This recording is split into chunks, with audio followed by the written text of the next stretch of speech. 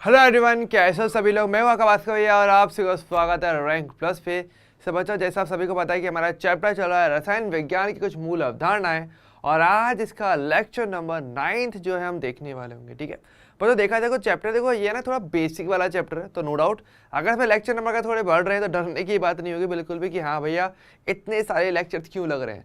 देखो सिंपल सी बात है, स्टार्टिंग की बात है तो थोड़ा सा धीरे धीरे चलना ज़्यादा अच्छा रहता है, वरना जैसे हम आगे बढ़ेंगे, अभी तो नहीं पर जैसे हम आगे बढ़ते चलेंगे थोड़ी थोड़ी अपनी स्पीड हल्की हल्की इंक्रीज करते चलेंगे।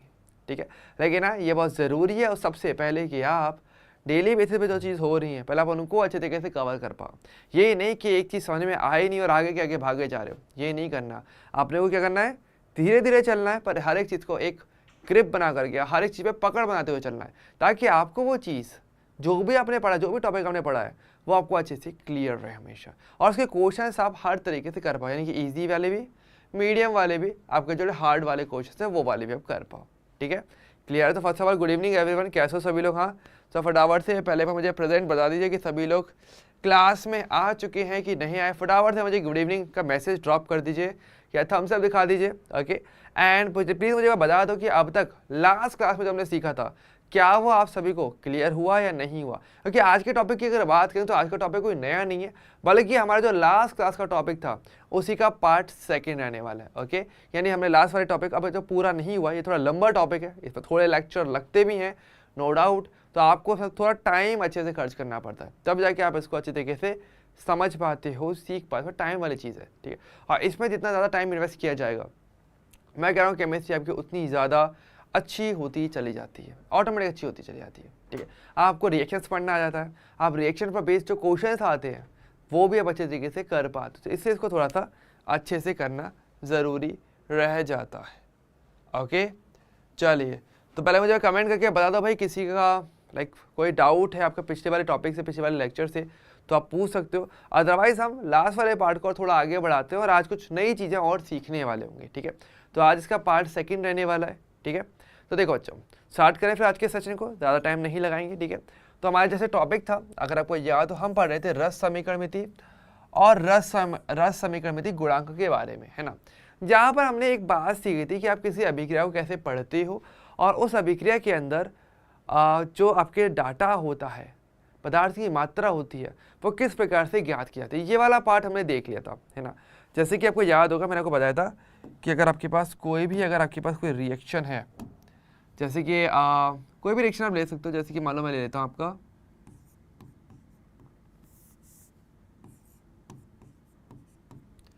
CH4 का अगर O2 से दहन करवाते हो तो आपका पता है आपके पास CO2 बनता है प्लस आपका H2 बनता है। ठीक है, आपको पता है कि ये रिएक्शन असल में सही नहीं लिखी हुई है, क्योंकि पहली बात तो रिएक्शन बैलेंस नहीं है, और किसी रिएक्शन को अच्छी तरीके से प्रदर्शित करना है तो यहाँ पर आपको इनके पदार्थों की अवस्थाओं को प्रदर्शित करना ज़रूरी होता है। ठीक है, तो यानी कि बात करें तो सबसे पहले इसको थोड़ा बैलेंस करते हैं। बैलेंस करने के लिए मैंने आपको बताया था कि जिन अंकों का उपयोग करते हो, जिनका गुणा करते हो आप अपने पदार्थों, अभिकारक के उत्पाद से जो भी आपके पदार्थ है उनके आगे की तरफ जिन अंकों से गुणा किया जाता है वो आपके रस समीकरणमिति गुणांक कहलाते हैं। ठीक है, जैसे कि यहाँ पर देखा जाएगा, देखो कार्बन तो बैलेंस है, हाइड्रोजन यहाँ पे 4 है, यहाँ पे 2 है, तो यहाँ पे मुझे 2 से गुणा करना पड़ेगा, और ऑक्सीजन देखो यहाँ पर 4 होगा, यहाँ पर 2 है, यहाँ पे 2 से गुणा करना पड़ेगा। जहाँ कोई भी अंक नहीं होता वहाँ पर आपको पता है कि 1 लगा रहता है। तो बेसिकली यहाँ पर जो अंक लिखे हुए हैं, जो पदार्थ से आगे लगे हैं, जिनका गुणा करने पर रिएक्शन बैलेंस होती है, उसको आप कहते हो रस समीकरणमिति गुणांक। ये वाली बात हमने कर ली थी। ठीक है, यानी कि मैंने क्या बताया था, ये क्या आपके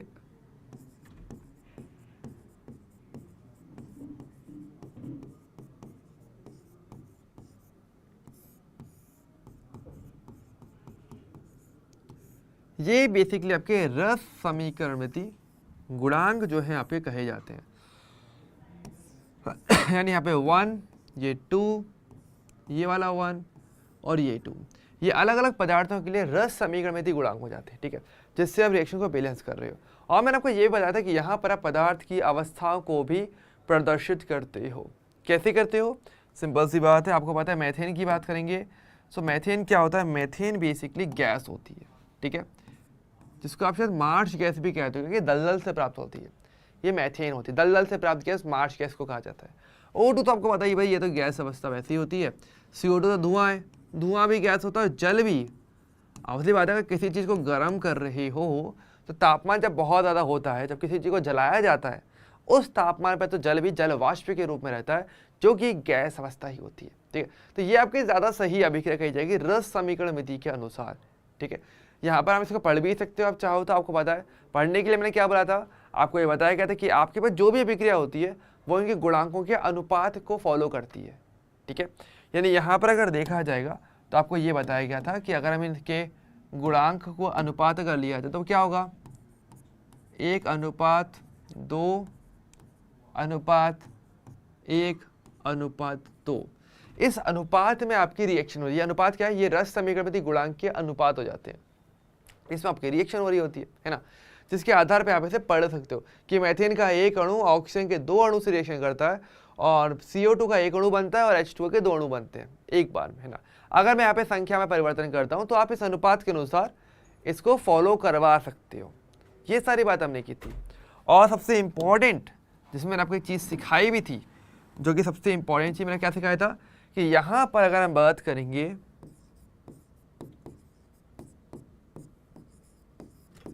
पदार्थ की मात्रा के अलग अलग रूपों में, तो कुछ जगहों पर ये प्रॉपरली फॉलो होता है, कहीं कहीं पर फॉलो नहीं भी होता। कहाँ कहाँ पे, जैसे कि मैंने आपको बताया था कि अगर आपके पास पदार्थ की मात्रा संख्या के तौर पे है, या फिर जैसे कि आपको पता है कि मोल अगर दिया हुआ है तो आप इस रस समीकरण गुणांक का डायरेक्ट फॉलो करवा सकते हो, कोई प्रॉब्लम नहीं पड़ती। अगर यहाँ पर अगर आपको दिया हुआ आयतन, तो ऐसे में आप इसको डायरेक्टली फॉलो करवा सकते हो, कोई प्रॉब्लम नहीं आएगी। लेकिन लेकिन लेकिन लेकिन अगर आपको यहाँ पर दिया हुआ है भार, ठीक है, तो आप इसको डायरेक्टली फॉलो तो नहीं कर पाओगे। ठीक है, आपको इस भार को पहले मोल में बदलना पड़ेगा, उसके बाद आप इसको फॉलो करते हो, जैसे कि हमको बताया था। अब टास्क क्या बचता है, तो इसके अंदर हमारे पास हिडन टास्क ये बच जाता है कि पहले आपको इस भार को मोल में बदलना पड़ेगा, तब आप इसको फॉलो करवाओगे, और बाद में फिर मोल को आप चाहो तो जिस भी रूप में चाहो बदल सकते हो, भार आयतन संख्या आपका काम हो जाता है। ठीक है, तो ये सारी बातें थी जो हमने इससे पहले वाले लेक्चर में कहीं ना कहीं देखी थी। ठीक है, ये होता है सामान्य तौर पे आपको एग्जैक्टली केवल एक अभिकारक या एग्जैक्टली एक उत्पाद का ज्ञान हो, उसकी मात्रा का ज्ञान हो, तो आप अन्य का ज्ञान ले सकते हो, अन्य पदार्थ की मात्रा भी आपको पता चल सकती है। ये आपको सबसे बेसिक पार्ट, सबसे स्टार्टिंग वाला पार्ट यहाँ पर आता है। ओके, तो पहले तो मुझे पता है यहाँ तक क्या क्या अपना सारा क्लियर था ना, इधर तक तो कुछ ऐसा था नहीं, आराम से हमने किया था, समरी भी मैंने आपको बता दी है सारी। ठीक है, तो देखो क्लियर हो तो प्लीज़ मुझे थम्स अप देते हुए चलना। ठीक है, क्योंकि बिना उसके पता नहीं चलता ना कि आप क्लास में हो नहीं हो, आपको समझ में आया ही नहीं है। तो प्लीज़ डाउट्स आए कमेंट करना, समझ में आए तो थम्स अप करना, सिंपल लॉजिक है। ठीक है, अब देखो समझो, तो जैसे कि हमने बताया, देखो आपके पास अभी जो रस समीकरण में होती है ना, असल में देखो उसके उपयोग होते हैं, जिसमें एक उपयोग तो आपने पढ़ भी लिया तरीके से, है ना, पर अन्य उपयोग इसी पर आधारित रहने वाले होंगे, है ना। देखो रस समीकरण मिति की बात करेंगे तो सबसे पहला जहां पर इसका उपयोग होता है, सबसे पहला वाला वो होता है आपका सामान्य अभिक्रिया में।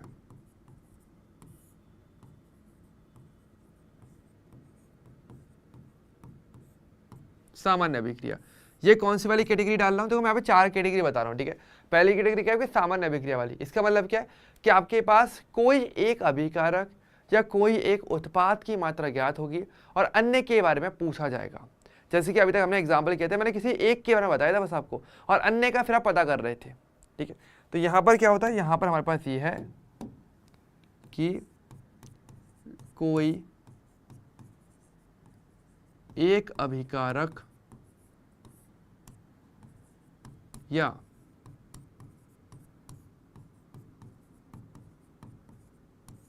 या कोई एक उत्पाद की मात्रा ज्ञात हो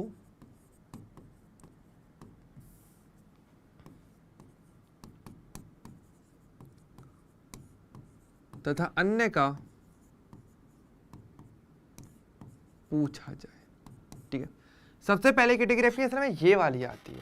ठीक है, जो पहला पड़ाव जो हम नॉर्मली तौर पे देख रहे होते हैं। ठीक है, अब अगर हम बात करेंगे, हमारे पास पहली कैटेगरी हो गई, तो ये वाला हमने कवर कर लिया। ठीक है, ये हम कर चुके थे। डन। सेकंड कैटेगरी की बात करेंगे, सेकंड जो होता है वो मेरे पास होता है आपका सीमांत अभिकर्मक का कॉन्सेप्ट आना।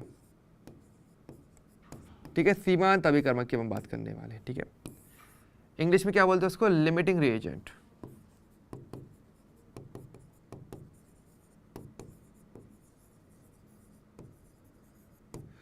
इसके शॉर्ट फॉर्म में इसको LR भी लिख देते हैं कई बार। ठीक है, लिमिटिंग रिएजेंट। ये कॉन्सेप्ट कब आता है, ये कॉन्सेप्ट तब देखने को मिलता है जब आपके जितने भी अभिकारक हैं, उत्पाद नहीं, जितने भी अभिकारक हैं उन सभी की मात्राएं दी जाएंगी, सबकी सबकी, तो फिर आप इस कॉन्सेप्ट को उपयोग में लेते हो। तो इस कॉन्सेप्ट का पहली बात तो उपयोग कब होता है ये समझो। ये कॉन्सेप्ट कब लगाना पड़ता है, ये तब लगता है जब, बस ध्यान में एक नहीं, सभी की सभी होनी चाहिए, एक दो की बात नहीं है, जब सभी अभिकारकों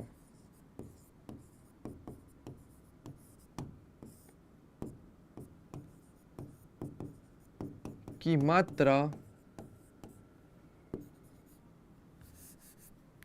दी जाए, जब आपको सभी के सभी अभिकारकों की मात्रा दी जाए ना, तब बेसिकली आप इस वाले कॉन्सेप्ट को यूज में लाते हो। ठीक है, पहली चीज तो ये समझिए।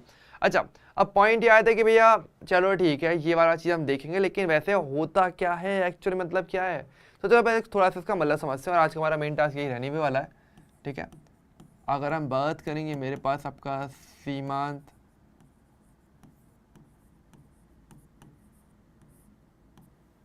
अभिकर्मक का कॉन्सेप्ट की अगर बात करें, देखो ये कॉन्सेप्ट कब आता है, जैसे कि मैंने बताया, देखो यहाँ पर क्या होता है, सीमांत अभिकर्मक क्या होता है, फिर एग्जाम्पल समझते हैं। ठीक है, आपको चीज़ें क्लियर हो जाएंगी। जैसे कि मान लो आपके पास क्या हो रहा है, आपके पास ये है, जैसे आपको एक एग्जाम्पल पता है कि N2 + 3H2 आपके 2NH3 को बना रहे हैं। मान लीजिए कि मैं यहाँ पे दोनों की मात्रा देते चलता हूँ। ठीक है, जैसे मान लो आपको ये बोला कि आपके N2 के तो आपके पास 5 मोल है, और H2 के आपके पास मान लो आपके पास आज 10 मोल हो। ठीक है, और मेरा सवाल अभी है कि मेरे पास यहाँ पे कितना NH3 बनेगा। ठीक है, तो देखो पहली बात तो NH3 का बनना, उत्पाद का बनना, इस बात पे डिपेंड करता है कि अगर आपके पास एक से ज़्यादा अभिकारक हैं तो वो सभी की सभी एक अच्छी खासी मात्रा में हो। ठीक है, पर्याप्त मात्रा में हो कि आराम से रिएक्शन हो और आपको NH3 बने। लेकिन अगर मान लो एक भी अभिकारक अगर पहले ही ख़त्म हो जाएगा तो क्या फिर मेरा NH3 बन पाएगा? नहीं। क्योंकि देखो यहाँ पर अगर देखा जाएगा, अगर आप थोड़ा नोटिस करो तो यहाँ पर क्या होगा हमारे पास कि देखो नाइट्रोजन और हाइड्रोजन है, आपको पता है 1:3 में रिएक्शन करने वाले हैं।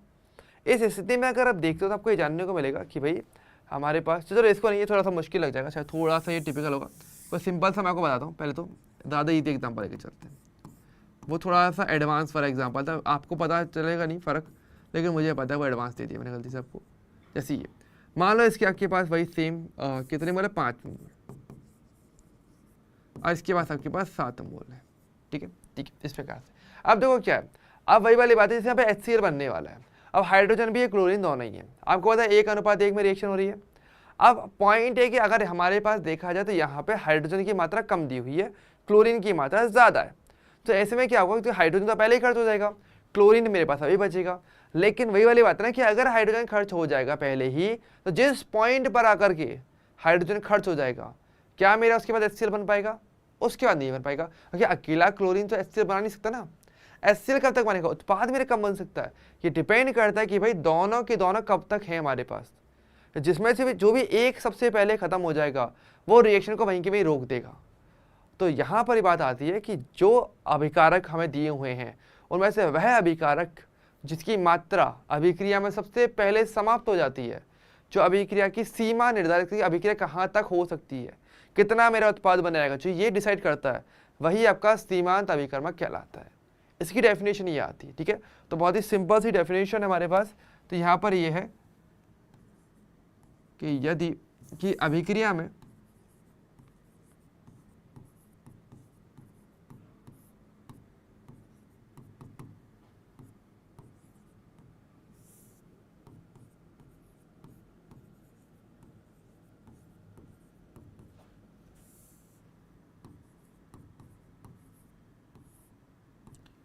वह अभिकारक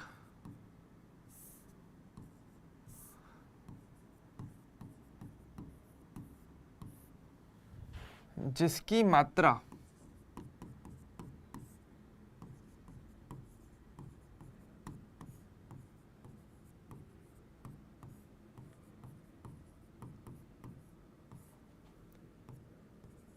सबसे पहले समाप्त होती है तथा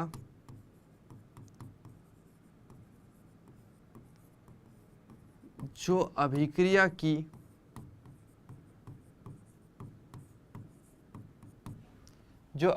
की सीमा को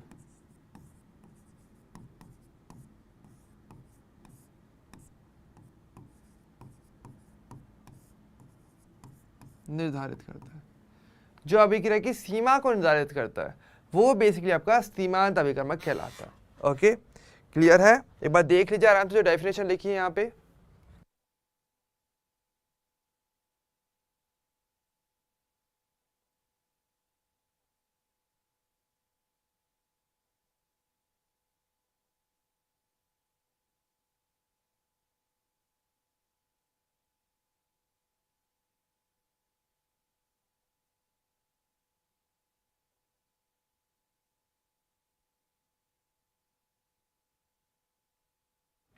ठीक है, देख लिया आराम से। अब जैसे कोई यहाँ पर एग्जांपल की अगर बात करें तो आपको क्लियरली दिख रहा है कि हाइड्रोजन क्लोरीन रिएक्शन कर रहे हैं, आपको पता है ये 1:1 में रिएक्शन कर रहे हैं। यहाँ पर अगर देखा जाएगा तो आपको पता है एक हाइड्रोजन एक क्लोरीन से रिएक्शन करेगा, तो 5 मोल हाइड्रोजन 5 मोल क्लोरीन से रिएक्शन कर लेंगे तो मेरा उत्पाद बनेगा। लेकिन जैसे ही मेरे 5 मोल खत्म हो जाएंगे फिर तो क्लोरीन के 2 मोल बच जाएंगे, पर हाइड्रोजन तो बचे ही ना, तो ये पहले ही खत्म हो गया। तो हाइड्रोजन क्या हो जाएगा यहाँ पे मेरा सीमांत अभिकर्मक। तो ऐसे में देखो हमारे पास क्या है, तो ये मेरा क्या हो जाएगा, हाइड्रोजन यहाँ पे मेरा सीमांत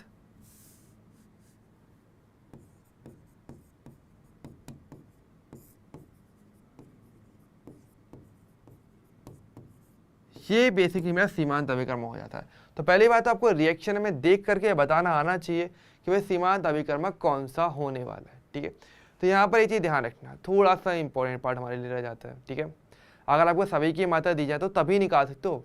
ठीक है, अकेले से तो क्या ही कंपेयर करोगे, अगर आपको औरों की वैल्यू नहीं दी जाए तो, है ना, तो वो वाली बात हमारे लिए यहाँ पर आती है पहली चीज़ तो। ठीक है, अच्छा अब देखो ये बात समझो कि हमारे पास उत्पाद कितना बनेगा, उत्पाद कितना बनेगा ये डिसाइड करता है सीमांत अभिकर्मक की मात्रा पे। ठीक है, लेकिन इसको हम आगे देखेंगे, पर उससे पहले हम थोड़ा सा बात कर लेते हैं कि अभिक्रिया के अंदर सीमांत अभिकर्मक पहचाना कैसे जाता है। तो 2 तरीके होते हैं, पहले वो समझते हैं, फिर उसके आधार पर इसके हम क्वेश्चंस क्या थे सर वो हम समझेंगे।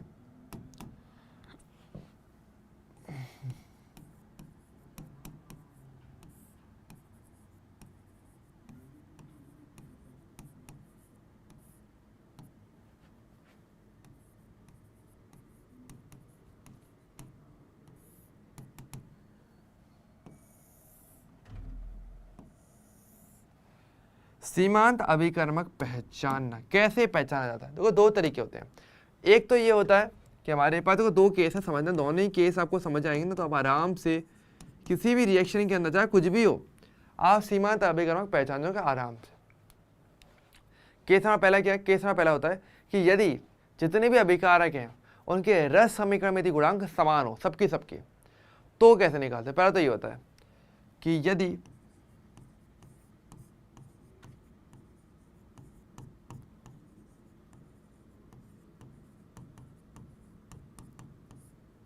यदि सभी अभिकारकों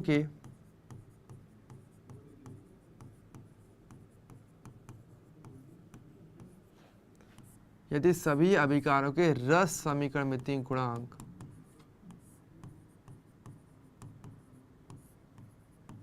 समान हो, तब ऐसे में क्या होता है, तब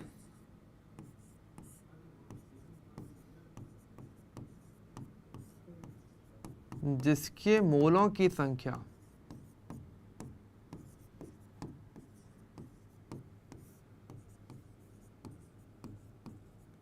न्यूनतम हो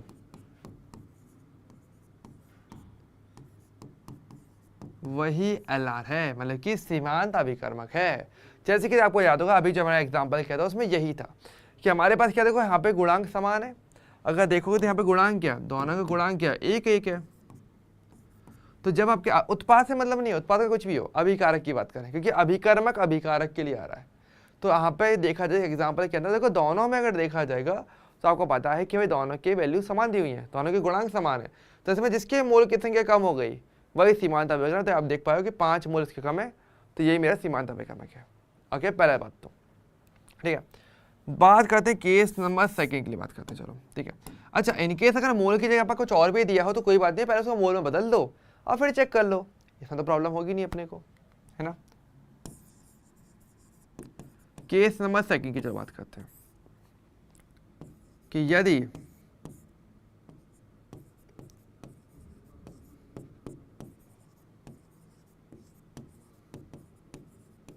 यदि सभी अभिकारकों के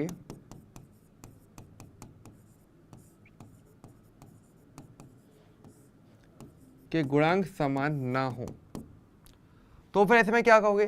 तो फिर यहाँ पे एक तरीका होता है, क्या होता है देखो समझो। देखो जैसे कि मान ले, सपोज करते हैं कि आपको कोई रिएक्शन यहाँ पे दी हुई है एग्जांपल के तौर पे, तो आपको दिया हुआ है ए बी और बी आपका सी प्लस डी करके बना रहे हैं, ठीक है। ए कैपिटल ए, देखो कैपिटल ए कैपिटल बी अभिकारक हो गए, कैपिटल सी कैपिटल डी उत्पाद हैं, और स्मॉल ए बी सी जो है आपके वो उनके गुणांक हमें दिए हुए हैं, ठीक है। यहाँ पर देखो हर एक के देखो गुणांक भी अलग अलग हैं। चलो मान लेते कि भाई हर एक के मोल की संख्या मुझे पता है, अभिकारक की मोल संख्या मान लो कि मुझे पता है कितना मेरे पास, मान लो यहाँ पे आपका एम है और यहाँ पर आपका एन है, सपोज कर इतने आपके मोल है, मोल संख्या दी हुई है, ठीक है। ये चलो मैं यहाँ पे ऐसे करता हूँ, कैपिटल आकर स्मॉल ही लेता हूँ, ईजी रह जाएगा, अच्छा समझ में ना, ठीक है। तो ऐसे में क्या करते हो, फिर आपको यहाँ पे एक वैल्यू निकालनी पड़ती है, क्या आप यहाँ पर क्या करते हो, अभिकारकों के लिए एक वैल्यू निकालते हो।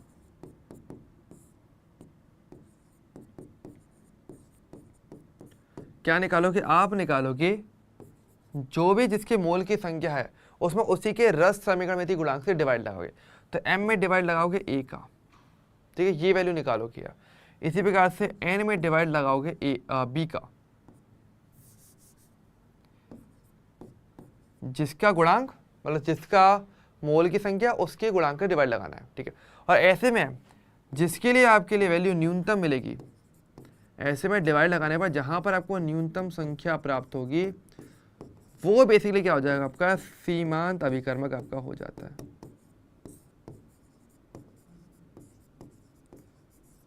वही क्या हो जाएगा आपके लिए, सीमांत अभिकर्मक बनेगा, ठीक है।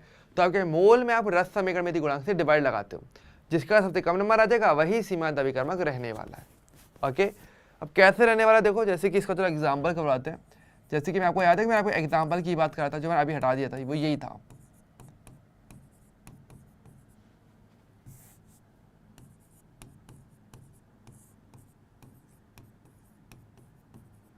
ठीक है, अब देखिए यहाँ पे मान लीजिए आपको मोल दिया, जैसे कि मैंने दिए थे मोल, इसके मोल आपके 5 है, इसके मोल आपको 10 दिए हुए। मुझे पता करना है सीमांत अभिकर्मक। अब देखने में तो क्या लग रहा है कि भाई नाइट्रोजन के मोल की संख्या कम दी हुई तो ये होगा, पर ऐसा नहीं करना। अगर आपको गुणांक समान नहीं है तो आप ऐसा डायरेक्टली नहीं कर सकते, आप क्या करोगे, आपको वैल्यू निकालनी पड़ेगी।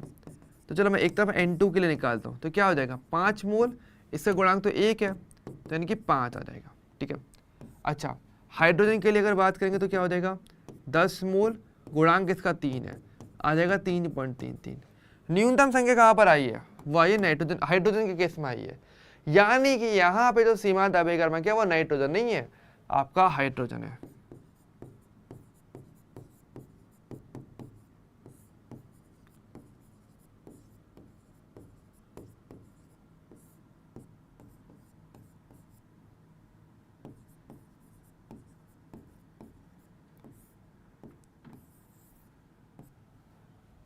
ये क्या आपके लिए न्यूनतम वैल्यू, यानी ये आपके लिए सीमांत अभिकर्मक रह जाता है। इसका मतलब यहाँ पर आता है फिर हमारे लिए, ओके।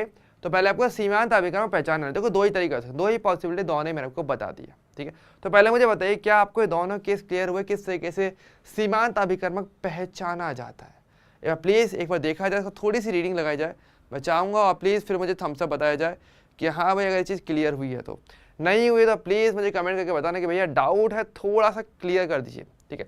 अगर जितने डाउट्स रहेंगे क्लियर करवाओगे उतना ज़्यादा फायदा आपको ही मिलने वाला है। तो बस थोड़ा सा देख लो भाई इससे अच्छे तरीके से।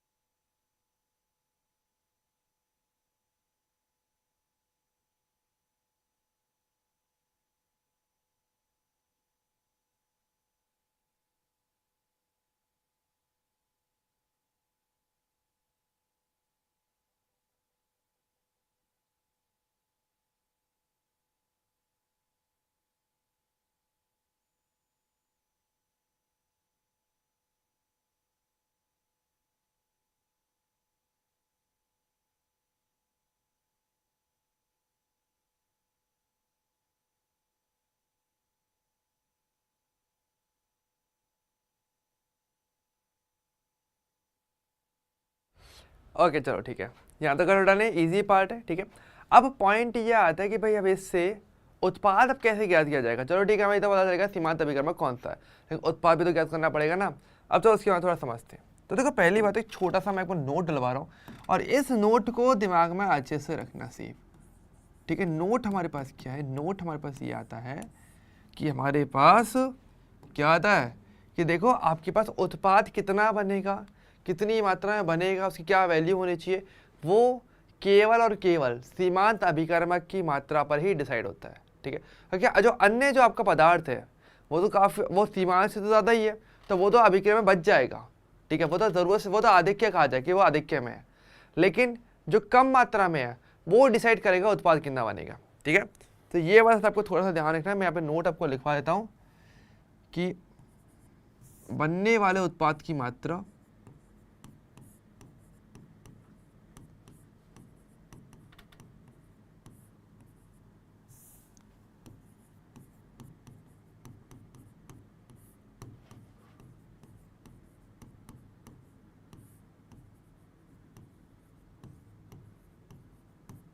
सीमांत अभिकर्मक की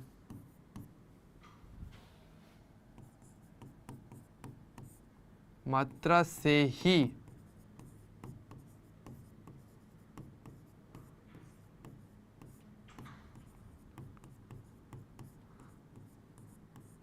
निर्धारित होता है, केवल इसी से निर्धारित होगा। ठीक है, दूसरे से नहीं होता है। ठीक है, अब जैसे कि देखो, अब देखो समझो, अब जैसे कि हमारा ये एग्जाम्पल है, इसको हम थोड़ा सा और आगे बढ़ाते हैं। ठीक है, इसी में हम लेके चल लेते हैं। ठीक है, जैसे कि यहाँ पे मैंने लेके चला, आपके पास 1N2 है, 3H2 है, और मेरा 2NH3 बन रहा है। ठीक है, आपको मोल पता है दोनों के केसेस में, आपको पता है इसके आपके पास 5 मोल है, इसके मेरे पास 10 मोल है। हमने ये निकाल लिया कि भाई H2 क्या है, मेरे यहाँ पे सीमांत अभिकर्मक है। हमारा क्वेश्चन अब आगे का ये आता है कि चलो सीमांत अभिकर्मक है, ये तो आपको पता चल गया।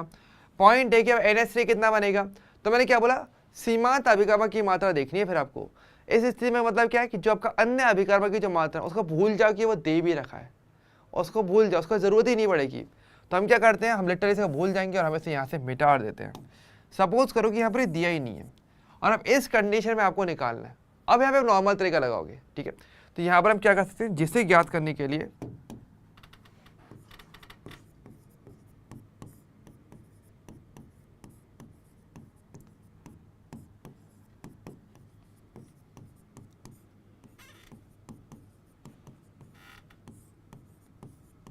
सामान्य विधि का प्रयोग करें। ठीक है, यानी सामान्य विधियां की जो बेसिक रस समीकरण विधि आपको सिखाई थी उसी का यूज करना है। अब कैसे बताया था, अब मैं मानता हूं यहाँ पे 5 मोल था, लेकिन मैं कह रहा हूं कि इसको ध्यान देना ही नहीं है, केवल जो सीमांत अभिकर्मक आप सपोज करो यही दिया हुआ है और कुछ दिया ही नहीं है। अब क्या इसकी वैल्यू, इसकी मदद से क्या मैं NH निकाल सकता हूँ, अब निकाल सकता हूँ। क्योंकि देखो आपको पता है अच्छे तरीके से, आपको पता है कि 3N2 जो आपका अनुपात है वो क्या है, वो 3:2 यहाँ पे फॉलो हो रहा है। ठीक है, और यहाँ पे 1 भी है, चलो ठीक है ले लेते हैं। पर अगर ये 3 है तो ये 2 बनना है, तो अगर 3H2 है तो आपको पता है कि आपके पास 2NH3 आपका बनता है, तो 1H2 कितना बनाएगा आपका, 2/3 NH3 बना लेगा। मेरे पास कितना है, 10 मोल H2, तो कितना बनेगा, 2/3 गुणा 10 मोल NH3, यानी कि आपका 20/3 यानी कि 6.66 मोल NH3, जो कि मेरा यहाँ पर आंसर भी हो जाता है। इतना ही करना था, दैट्स इट। तो कितना मेरा बनेगा, यहाँ पर क्लियरली मुझे पता चल जाता है कि 20/3 मोल और 6.66 मोल। ठीक है, इतना मेरा NH3 बनने वाला है। ठीक है, अच्छा फिर आपका सवाल है कि भैया अगर ये इतना है तो N2 का क्या हुआ, मतलब N2 का क्या सीन होने वाला। तो देखो भाई N2 वैसे मुझे पता है, अगर कायदे से देखा जाए मुझे पता है वैसे N2 कि मुझे यहाँ पर देखिए 5 मोल है, लेकिन N2 क्या आ जाएगा फिर, तो ध्यान दो यहाँ पे, तो N2 के लिए बेसिकली मैं कहूँगा कि ये मेरा आधिक्य में है, आधिक्य अभिकर्मक है ये मेरा, ये जो कि जरूरत से ज्यादा मात्रा में है।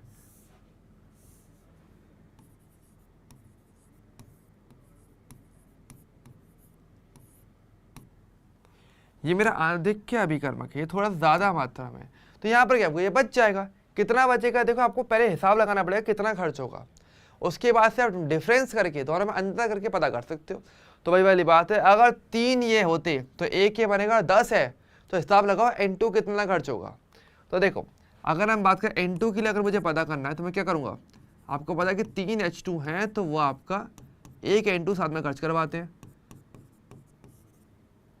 यानी एक H2 के लिए 1/3 N2 लगता है, और मेरे पास तो 10 मोल H2 है, तो यहाँ पे लगेगा 10/3 मोल N2 और 3.33 मोल N2, इतना मेरा एक्चुअल में खर्च हुआ होगा। ठीक है, ये क्या है, खर्च मात्रा।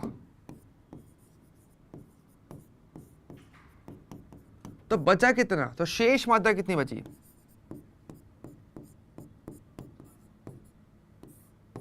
कितना हो जाएगा, हमारे पास है कितना था, 5 मोल थे हमारे पास टोटल, और इसमें से 3.33 खर्च हो गया। तो कितना बचा मेरे पास, यहाँ पे माइनस करो, आपको पता चल जाएगा कितना हो जाएगा मेरे पास यहाँ पे 76.1। इतने मोल N2 मेरा अभी भी अभिक्रिया में बच चुका है, इसका मतलब ये आता है।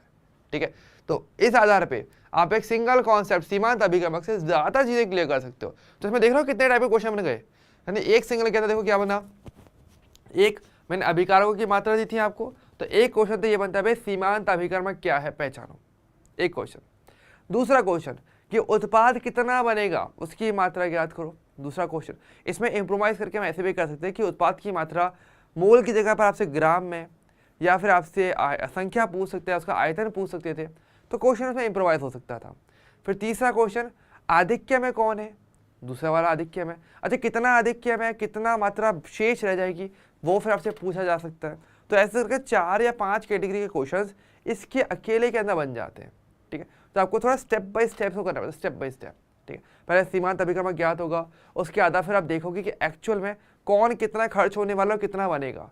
फिर अगर कोई ज़्यादा है तो कितना ज़्यादा है, और कम है तो कितना कम है, कम तो रहेगा ही नहीं, मतलब ज़्यादा ही कहा जाएगा। ठीक है, तो ऐसे करके आपके पास क्वेश्चन आ जाते हैं। ओके, ये मैं चाहो तो देख लो इसे आराम से, कोई ऐसी जल्दी नहीं है, आराम से देखो, तसल्ली से देखो, पर मुझे बताओ। ठीक है, एक बार के लिए मैं इसके पॉइंट्स यहाँ पे लिख देता हूँ, थोड़ा सा आपको सोचने का टाइम दे रहा हूँ। ओके, तो क्या क्या पॉइंट्स है, सबसे पहले चीज अगर मैं बात करूँ यहाँ पे,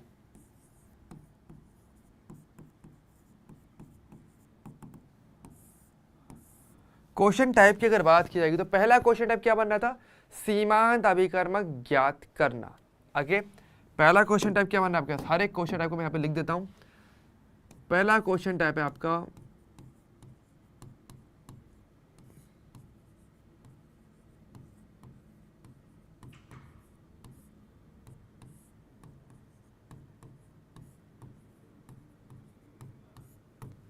सीमांत अभिकर्मक ज्ञात करना। दूसरा आपके पास क्या है, दूसरा क्वेश्चन है कि उत्पाद की मात्रा ज्ञात करना। ठीक है,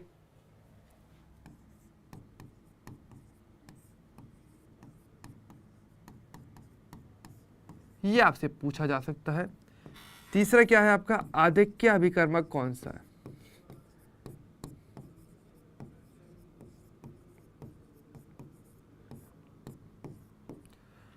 चौथा आपके पास क्या हो सकता है, इसकी मात्रा।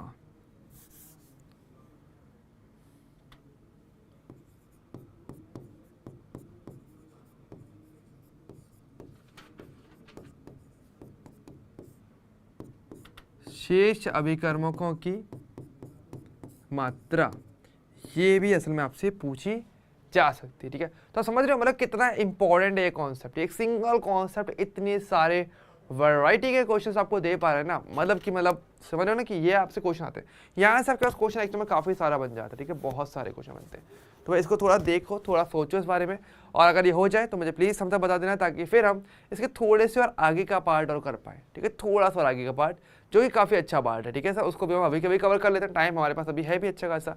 ठीक है, तो भाई अभी जितना सीख सको ना उतना सीखो, ये सीखने की एज है, जितना सीखोगे उतना आपको फ़ायदा मिलेगा।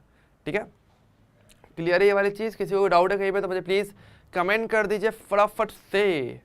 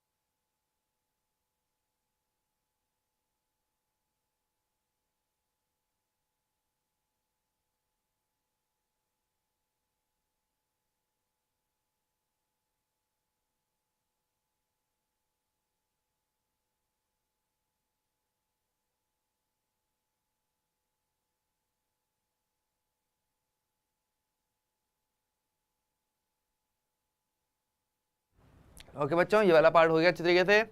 चलिए नाइस, ठीक है। अब तो को समझो, अब बात हमारे पास क्या आती है, ये हमारा दूसरा वाला पार्ट होता है जो आपका सीमांत अभिकर्मक का, ठीक है।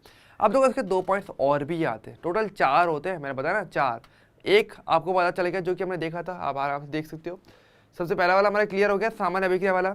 दूसरा वाला हमने देखा सीमांत अभिकर्मक कॉन्सेप्ट में क्या करना पड़ता है, ठीक है।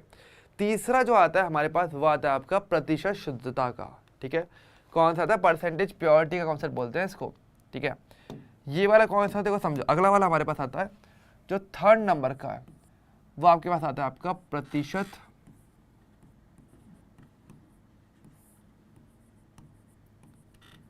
शुद्धता, यानी कि परसेंटेज प्योरिटी। देखो पहली बात तो ये वाला कॉन्सेप्ट किसके लिए यूज में लिया जाता है, ये वाला कॉन्सेप्ट आप उपयोग में लेते हो आपके अभिकारकों के केस में जिसमें मिलावट की गई है, समझ गए।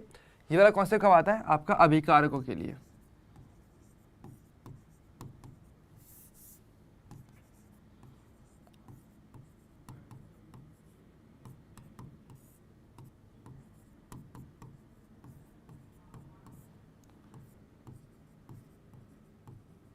जिनमें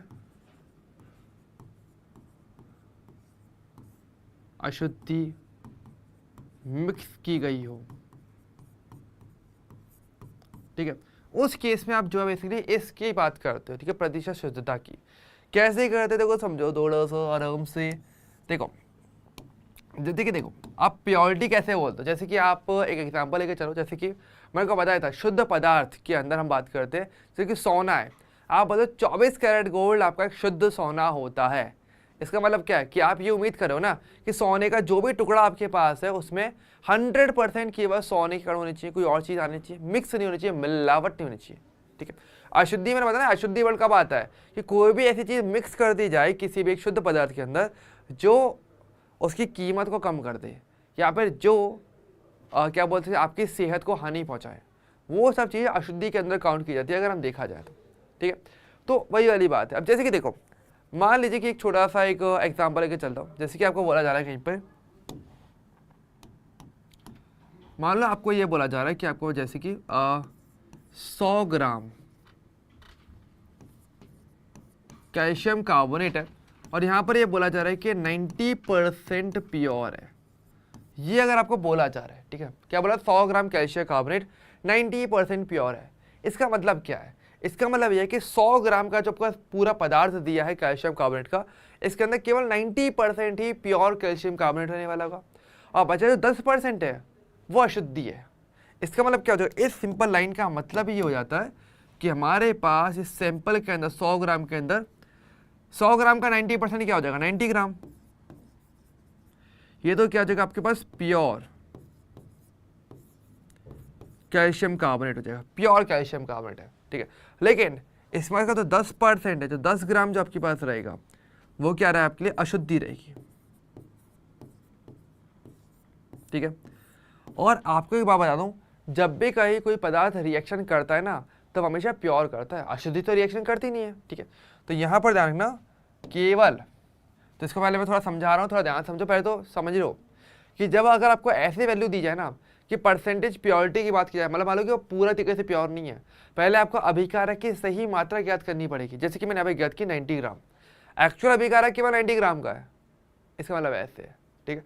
10 ग्राम तो अशुद्धि है, वो तो रिएक्शन भी नहीं करेगी अगर कोई रिएक्शन होनी चाहिए तो, ठीक है।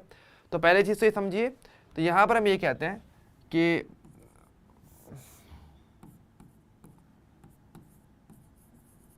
नोट की अगर बात करें तो ये कि परसेंटेज प्योरिटी में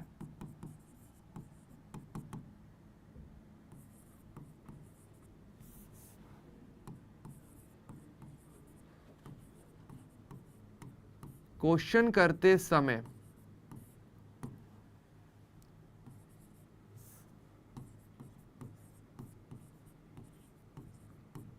सर्वप्रथम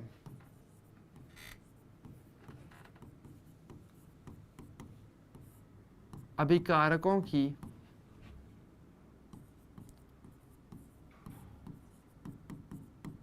सही मात्रा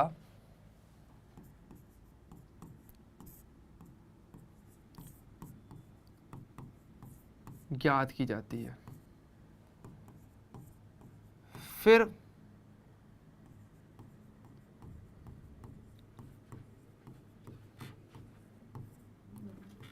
फिर रस समीकरण मिति लागू कर क्वेश्चन सॉल्व करना है। ठीक है, उसके बाद फिर आपको रस समीकरण विधि लागू करनी पड़ती है और तब आप क्वेश्चन को सॉल्व करते हो। ठीक है, तो यहाँ पे तो हमारे पास एक छोटा सा फॉर्मूला वैसे होता भी, क्या होता है वो आपके पास होता है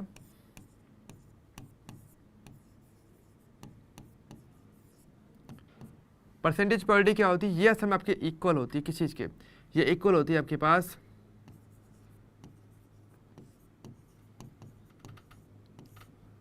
अभिकारक की शुद्ध मात्रा बटे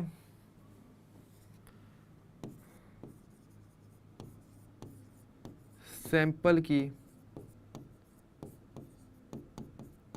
कुल मात्रा, और क्योंकि परसेंटेज इंटू कर दोगे 100 से गुणा।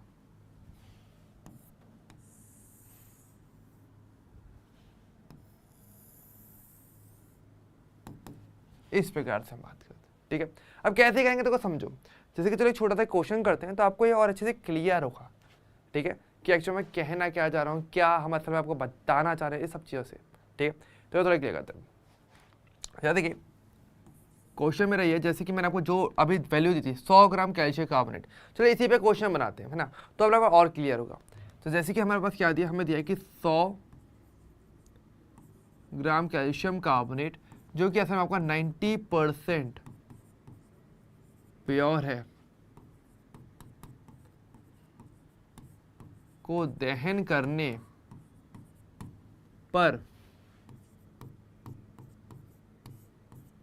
प्राप्त CO2 के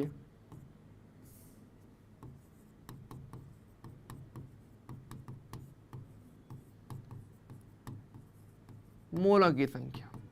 मतलब ये आपका क्वेश्चन है कि अगर आप कैल्शियम कार्बोनेट का अगर दहन करते हो तो आपको जो CO2 प्राप्त होगा उसकी वैल्यू क्या होगी, बशर्ते वो 90% प्योर है। तो मैंने क्या बताया, 100 ग्राम के अंदर देखा जाएगा तो पूरा कैल्शियम कार्बोनेट नहीं है, 100 ग्राम के अंदर मेरे पास कैल्शियम कार्बोनेट भी है प्लस प्योरिटी अशुद्धि भी है। तो पहले मुझे क्या करना पड़ेगा, पहले मुझे ज्ञात करना पड़ेगा आपको क्या, क्योंकि देखो अगर बेसिक दहन की अगर रिएक्शन मान लो आप करते भी हो, मान लेते हैं, तो आप कहते हैं जब CaCO3 को जब आप गर्म करते हो, दहन करते हो, गर्म करोगे तो क्या बनेगा, आपको मिलेगा CaO प्लस आपको मिलेगा CO2। अब वही बोलते हैं कि अगर आप यहाँ पे डायरेक्टली अगर इस प्रकार से 100 ग्राम करते हो यहाँ पे और इसको सॉल्व करने का ट्राई करते हो तो ये वैल्यू गलत है। अगर 100 ग्राम के अंदर मैंने क्या बोला, CaCO3 तो है ठीक है, पर साथ में मेरे पास यहाँ पे अशुद्धि भी है। और वही वाली बात है, ये जो रिएक्शन मैंने यहाँ पे लिखी है ये अशुद्धि नहीं देगा, ये देगा केवल आपका प्योर वाला पार्ट। अशुद्धि और ये कितनी कितनी है, चलो वो आपको पता है, ये क्वेश्चन में दिया हुआ है। अशुद्धि आपको पता है कि 10% है और इसमें से 90%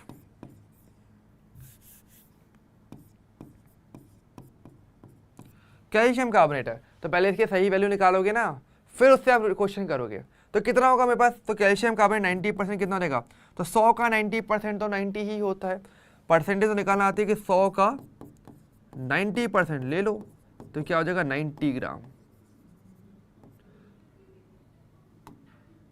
ठीक है, और अगर अभी भी डाउट लग रहा है तो आप इस वाले फॉर्मूले को यूज ले लो, एक ही बात है, 90 यहाँ पे रखना, ये 100 हो गया, 100 से 100 कटेगा, ऑटोमेटिक आंसर आ जाएगा ग्राम में। ठीक है, ध्यान रखना, अगर ये आपका ग्राम में है तो मात्राओं का थोड़ा ध्यान रखना, ये ग्राम में है तो ये भी आपका ग्राम में रहेगा। ठीक है, तो 90 ग्राम आ गया। अब जो क्वेश्चन होगा वो 100 ग्राम पे नहीं हो रहा, एक्चुअल क्वेश्चन हो रहा है 90 ग्राम पे, और अब आप इस क्वेश्चन को आराम से सॉल्व कर सकते हो बिना किसी प्रॉब्लम के। कैसे, अब तो आप कर ही सकते हो बहुत आराम से। क्या हो जाएगा कि आपके पास जो कैल्शियम कार्बोनेट है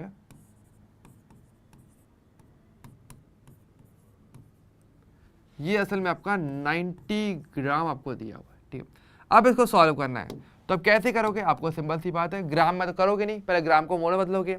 कैसे, ग्राम को अगर मुझे बदलना है मोल के अंदर तो ग्राम में मात्रा अपॉन में 100 आ जाएगा। ठीक है, बाकी कैल्शियम कार्बोनेट का जो भार होता है वो 100 होता है, 100 होता है। ठीक है, तो यानी कि आपके पास अगर देखा जाएगा तो आपके पास 0.9 मोल यहाँ पर दिए हुए हैं, ठीक है।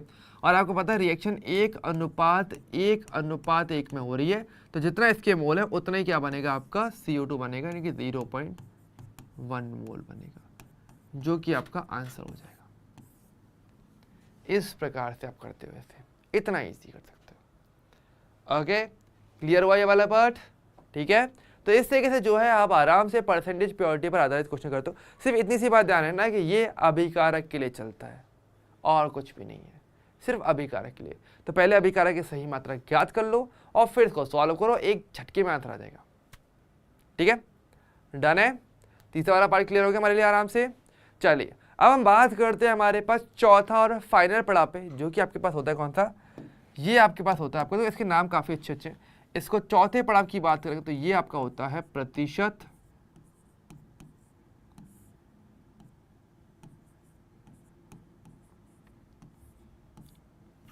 चलो इसको थोड़ा साफ साफ लिख देते हैं पहले तो।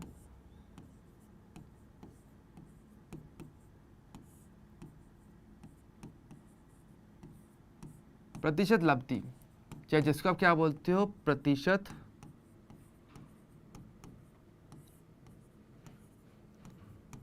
दक्षता, ठीक है, इसके नाम है, ठीक है। इंग्लिश में क्या बोलते हैं उसका, परसेंटेज एफिशिएंसी की हम बात करने वाले हैं,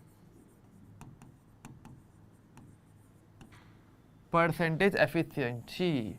तो पहली बात तो ये कॉन्सेप्ट कब आता है, इस कॉन्सेप्ट को हम लगाते हैं उत्पाद के लिए, ठीक है। ये कॉन्सेप्ट कब लगाया था, उत्पाद की मात्रा के लिए लगाया जाता है।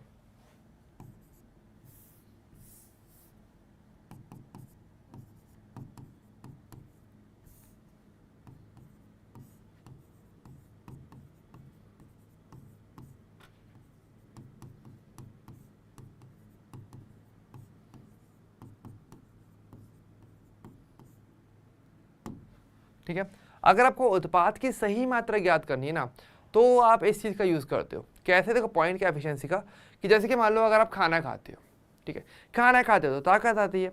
अब दिमाग में तो क्या रहता है कि यार मुझे तो पढ़ना है, ठीक है, लेकिन क्या उस पूरे खाने का पूरे तरीके से केवल पढ़ने में लगाते हो क्या, नहीं, वो कहीं और भी जगह पे खर्च हो जाता है कहीं ना कहीं। जैसे कि मान लो मम्मी ने कुछ बोल दिया हो तो चले जाओगे, या फिर मान लो अगर आपको पूरा पढ़ना है तो AC वेसी चालू करोगे, या फिर मोबाइल सेट करोगे, ये करोगे वो करोगे। एक्चुअल पढ़ाई भी करनी है, लेकिन वो पूरे तरीके से सारा की सारी ऊर्जा केवल पढ़ाई में नहीं जाती है, वो और भी अन्य जगहों पर चली ही जाती है। तो अगर देखा जाए तो परसेंटेज दक्षता की बात करेंगे या प्रतिशत एफिशिएंसी की बात की जाए तो ये क्या बोलते हैं कि आप कितने इफेक्टिवली काम कर रहे होते हो, एक सिंपल बात, कितने परसेंटेज। सेम उसी प्रकार से क्या होता है, अभिकारक उत्पाद बनाने वाला अच्छी बात है, लेकिन क्या सारा का सारा अभिकारक उत्पादन बदलता है क्या, नहीं, ऐसा नहीं होता है। कुछ अभिकारक आपका वेस्ट भी हो जाता है। मान लो अभिक्रिया हो रही है, आप किसी चीज़ को गर्म करो और अभिकारक थोड़ा सा जल जाए, तो जो जल जाएगा वो तो उत्पाद बनाएगा नहीं, है ना। या मान लो अगर आपके पास कोई ऊर्ध्वपातित कोई अभिकारक है, मतलब जो इजीली गैस में बदल जाए, और हमें चाहिए नहीं कि वो गैस में बदले, गैस में बदल जाएगा तो उड़ जाएगा, तो ऐसे में क्या आप सारे के सारे अभिकारक को उत्पादन बदल पाओगे, नहीं। तो अभिक्रियाओं के अंदर ऐसा होता नहीं है असल में कि आप कंप्लीट अभिकारक को कंप्लीट उत्पाद में बदल दो, कुछ ना कुछ अभिकारक नष्ट हो ही जाता है, ठीक है। और इस स्थिति में आपको जितना उत्पाद मिलना चाहिए वो उतना मिल नहीं पाता, तो जितना मिल पाया वो जो वैल्यू है वो उसकी एफिशिएंसी कराई जाती है कि कितना मिल पा रहा है, ऐसे करके। ओके, तो इससे बना उत्पाद का सही मात्रा ज्ञात करने के लिए होता है। और इसका तो सिंपल फॉर्मूला भी होता है, क्या होता है इसका सिंपल फॉर्मूला होता है कि प्रतिशत लब्धि इक्वल टू होता है क्या, इक्वल टू मेरे पास होता है आपका उत्पाद का, सॉरी, उत्पाद का प्रायोगिक मान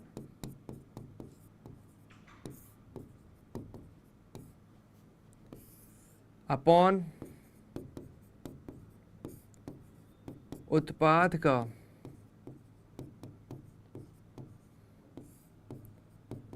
सैद्धांतिक मान, और परसेंटेज के लिए आप करते हो 100 से गुणा।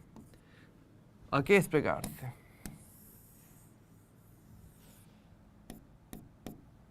जी, तो इस प्रकार से जो है हम ओवरऑल बात करते हैं। प्रायोगिक मतलब कि जो आपको प्राप्त हुआ, सैद्धांतिक मतलब कि जो आप ऐसे लिख करके निकाल रहे हो, ऐसे नॉर्मली हम निकालते हैं सॉल्व करते हैं वो वाला। तो इसका अनुपात लेकर के वो 100 से गुणा करना पड़ता है, ठीक है। ये वाली चीज़ आती है। अब कैसे थे उसका थोड़ा सा एग्जाम्पल समझ लेते हैं, आपको और क्लियर हो जाएगा। जैसे कि मान लो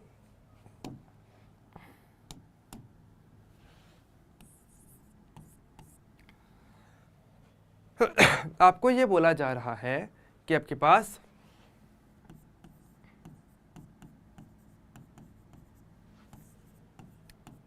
जैसे ये है, मान लीजिए आपको ये बोला है कि आपकी जो रिएक्शन है वो आपकी 80%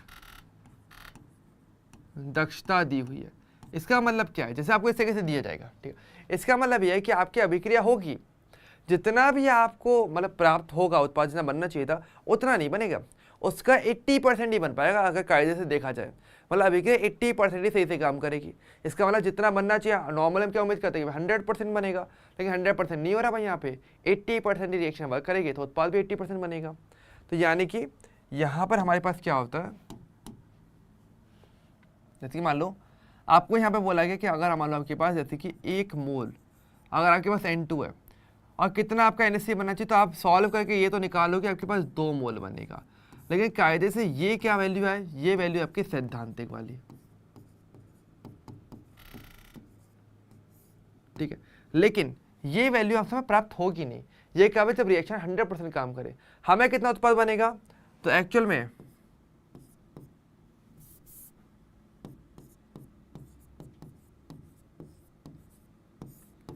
तो वास्तविक NH3 की जो मात्रा होगी वो समय इक्वल टू हो जाती है जितना भी आपको वैल्यू दिया हुआ उत्पाद का इनटू उसकी दक्षता, यानी कि 80/100। तो क्या हो जाएगा मेरे पास यहाँ पे 1.6 मोल। तो ये असल में इसका सही आंसर आएगा, ठीक है। ये वैल्यू असल में हमें प्राप्त होगी अगर ये एक्चुअल वैल्यू उत्पाद की, ठीक है। तो इस बेसिस पे आप दक्षता निकालो, जिसके हमने यहाँ निकाला प्रायोगिक मान, ये वाला बात है। तो यानी हम ये बोल सकते हैं कि एक सिंपल सा फॉर्मूला में यहाँ पे ये भी लिखा था साथ में कि उत्पाद की मात्रा या उत्पाद की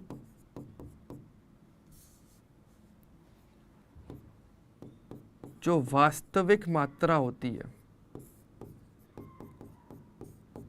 वो इक्वल टू होती है उत्पाद का जो भी आपको सैद्धांतिक मान है, जो भी आपने सॉल्व करके निकाला है वो मान इनटू में प्रतिशत दक्षता, ठीक है। और मैं 100 से डिवाइड करके रखना, ऑब्वियसली बात है, ठीक है। इस प्रकार से हालांकि सेम ही अगर देखो प्रायोगिक की जगह पर मैंने वास्तविक मान रखा और ज़्यादा कोई फर्क नहीं किया मैंने इसमें, ठीक है। तो सेम ही चीज़ होती है, ठीक है। तो इस प्रकार से देखो इस कॉन्सेप्ट का यूज़ होता है। ये आपके जे एडवांस के अंदर बाय द वे इसके क्वेश्चन इस बेस पर आ चुके हैं। तो इसलिए कोई भी कॉन्सेप्ट को पहली बात तो हल्के में बिल्कुल भी नहीं लेना है और हम लोग को अच्छे तरीके से हर एक चीज़ को सॉल्व करके रखना है, ठीक है बच्चों। तो अगर आज की तरफ से अगर देखा जाए तो बच्चों आपके पूरा कॉन्सेप्ट आपका कंप्लीट हो जाता है। चारों के चारों जो आपके रस समीकरण में थी और रस समीकरण में थी गुणांक की जो भी आपके अनुप्रयोग थे, जितना भी पार्ट आता है वो सारा का सारा हमने देख लिया, ठीक है। देखो हमने सामान्य विधि हमने देख ही ली थी। सामान्य तरीका क्या होता है हमारा, बेसिकली रस समीकरण में जिसे कैसे सॉल्व की जाती है चीज़ें।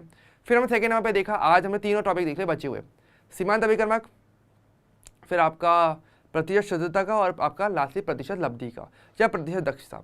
तो इसको बस आपको थोड़ा सा अच्छे तरीके से देख के रखना है, इनको सॉल्व करना बस आराम से। और आज के डीएसए में आपको इस पर बेस्ड क्वेश्चन मिलने वाले होंगे, तो इनको सॉल्व करेगा तो आपका कॉन्सेप्ट बहुत स्ट्रांग हो जाएगा। और मैं बता रहा हूँ जेईई मेन और एडवांस में भी ये पार्ट आता है, 100% आता है। और ये छोटा सा टॉपिक लग रहा होगा, लेकिन इसमें से इन तीनों में से एक ना एक क्वेश्चन आपको जेईई मेन में मिलेगा तो फिक्स है, प्लस जेईई एडवांस में भी मिलेगा।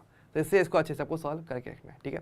तो बच्चों आज के लिए फिर मेरी तरफ से इतना ही रहने वाला होगा। डीएसए को अच्छी तरीके से सॉल्व करेगा और अगली जो क्लास रहने वाली होगी उसमें मैं आपके लिए इसके क्वेश्चन प्रैक्टिस सॉल्व करवाने वाला हूँ, ठीक है। और फिर हम थोड़ा सा आगे की थ्योरी भी पढ़ने वाले हैं, ठीक है। लेकिन तब तक के लिए अपना ध्यान रखना और अच्छे तरीके से क्वेश्चन सॉल्व करना।